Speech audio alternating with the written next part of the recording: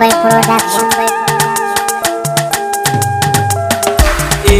Jigon farin ciki na ke ce sarauniya, in dai ina da ke so ba za na sha wuya ba.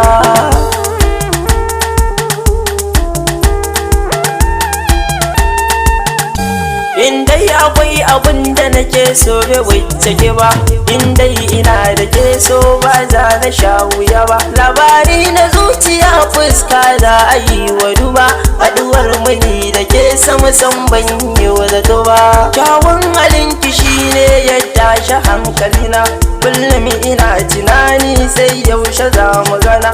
Zancen ki kunnuwa ke san ji dare da rana, ke kin sani ina ƙaunar ki ba da wai ba.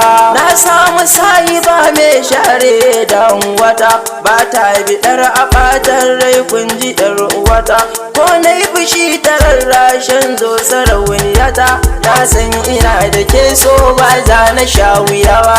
Ya kwalliya da kyawun tafiya ba kamar ke, ga tarbiya halin ki daban ne babu sake. Wa za ya ganki ya kyale kamar ke, tauraruwa ta yan mata ke ake ta duba. So rayuwa amma wata ran sai ya saka kuka, in har ka fara yin sato zai saka ka kuka. San bashi tausayawa haka nan yake hakika, na ɗanɗane shi na lasa bai min da kyau ba. In dai akwai abin da mutum za ya sa ya zautu, na san ba zai wuce so ba kan ni na fahimtu. Tamkar duniya a ciki za ka yi karatu, duk arzikin ka ko mulki so ba zai kula ba. Shi so ka bar shi dan ya wuce dukkanin tunani, dan na gwada shi na gane ya fi duk ma'auni.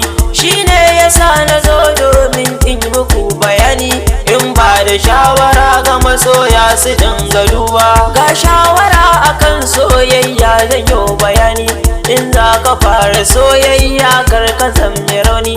Jarumtaka ake so ka ji na yi maka nuni, ba a yi masa gaggawa dan uwa ka duba.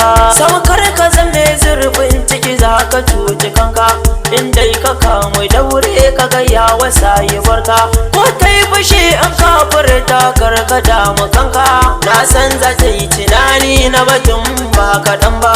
Ni na kunura dan asali ne fitance, dan unguwa ta sauran dinki nake kwatance. Na ba da shawara ga masoya nake ta zance, samakar ku zagi soyayya kun ji yan uwana.